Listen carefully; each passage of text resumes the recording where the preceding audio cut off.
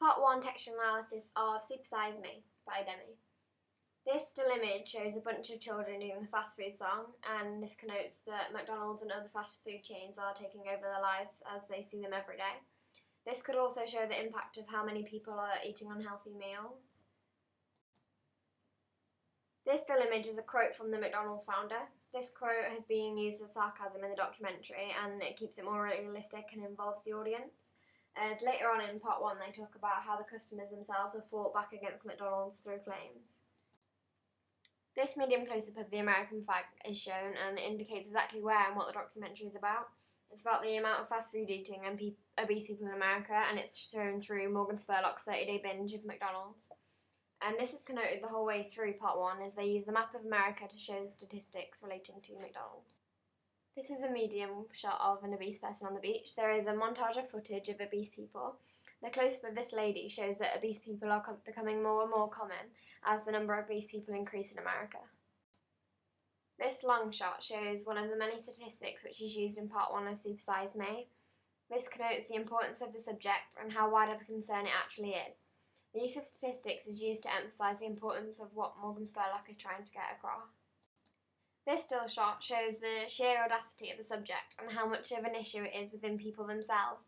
The audio goes along with this and emphasises the importance of knowing your limits, as these two girls blame solely the company for their habits. However, they are to blame for actually eating McDonald's themselves.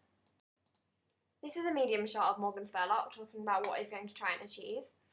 He's going to try and illustrate how bad the effects of constantly eating fast food are through 30 days binge eating of McDonald's. The medium shot shows only Morgan Spurlock, and this connotes that he is serious and he is the only human, and therefore the centre of attention and therefore the main person within the documentary. The quality of the footage is not that great, and it gives off a more realistic portrayal as it's shot through a handheld camera. This image shows an interview with the doctors in which Morgan Spurlock has gone to. The particular image is a medium close-up of the doctor, and there are many other like it within this footage. This connotes the intimacy with Spurlock and the doctor and gives a more realistic feel of people actually being there. Hi, and welcome to the textual analysis of part 2 of Super Size Me by Holly. In this shot, the camera zooms out of the subject, which is McDonald's, connoting a distancing from the subject, which is McDonald's. This accentuates the director's message that people should begin to distance themselves from the massive food chain business. The point of view shot focuses on the character that represents McDonald's in the middle, connoting the focus of the documentary, and that which around it is unimportant. In this shot, the camera zooms out again of the couple, connoting a privacy, however also connoting their inferiority and triviality compared to McDonald's and what they're up against. The framing of the couple, because of the door, also accentuates this, and its surroundings appear more busy, which adds further to their insignificance. This long shot, whether purposely or not, pushes 4 individuals into one small frame, possibly to emphasise McDonald's popularity. The shot adds to the realism as it gives the impression of an individual sitting down observing the line. This could connote a predatory behaviour, creating the impression that McDonald's makes the public their prey and are in danger. This close-up of the food brings McDonald's more into focus and exaggerates their size, connoting its dominance over the audience and individuals who handle it. This conventional street interview is conducted in a medium close-up. The use of the handheld camera and given surroundings connotes a sense of realism to encourage the audience to believe the interviewee is not an actor. The low angle connotes their superiority over the audience, encouraging their opinions on McDonald's to have influence and become the audience's thoughts rather than having their own. This close-up shot of the food has become a conventional shot technique in accentuating and exaggerating the size of McDonald's food, making it appear as big as the man's head, only he's just holding it closer to the camera to create this illusion. The camera shot then zooms out from children in the McDonald's environment. The small frame of the children connotes an entrapment of the children by McDonald's, as little children become hooked and influenced by the massive food chain.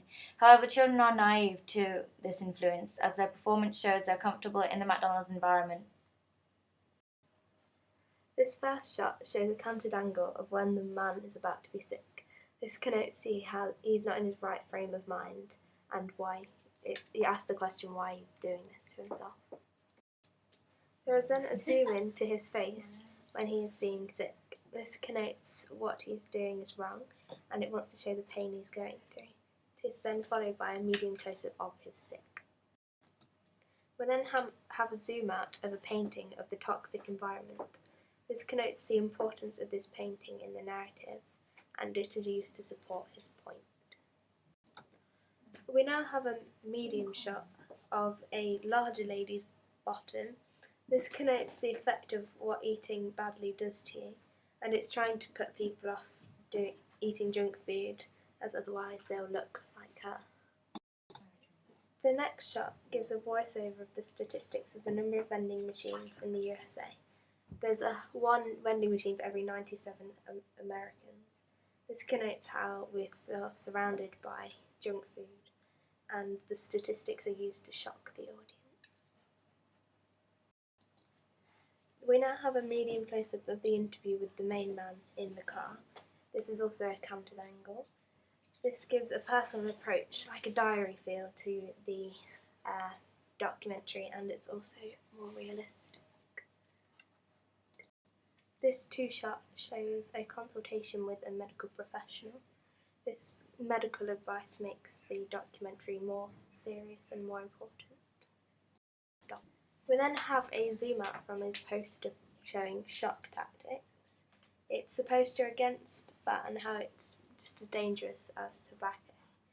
This use of existing posters helps to support the point given by the professionals as well as the main man. After this, we have several shots of children playing. This connotes that eating unhealthily influences children as well as adults. The soundtrack used is Rock and Roll McDonald's, which is a catchy tune and shows how kids will sing along to these sort of tunes, but it's also got a bit of a bad message as it's about McDonald's. Now we have a montage of the diseases linked with youth obesity. There is several shown, and this connotes the sheer number of diseases linked with obesity, and it's used as a method to shock the audiences. After this, we have a medium shot of a senior politician in the US government who is the Secretary of Health and Human Services. The fact that there's a shot of him giving a speech connotes the importance of the problem, and he also uses statistics about diabetes to shock the audience. After this, we have an interview with a 16-year-old girl who works in a fast food restaurant.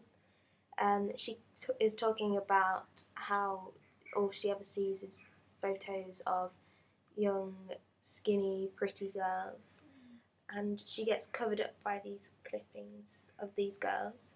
This connotes the dominance of the media and how it's always shown about pretty girls and never like normal, real girls.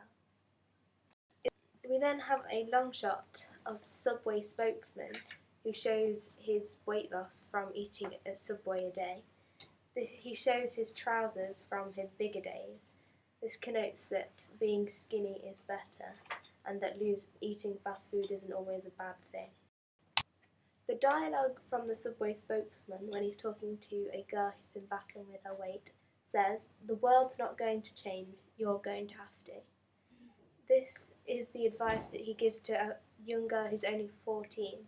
This connotes that you should be skinny in order to fit in, and you should try and be what you're not. After this, with an interview with the same girl, she accepts his advice but complains that she can't afford to buy the Subways every day. This connotes the influence that fast food has on teens and the naivety that she has, believing that eating only Subways will make her lose the weight that she wants to lose.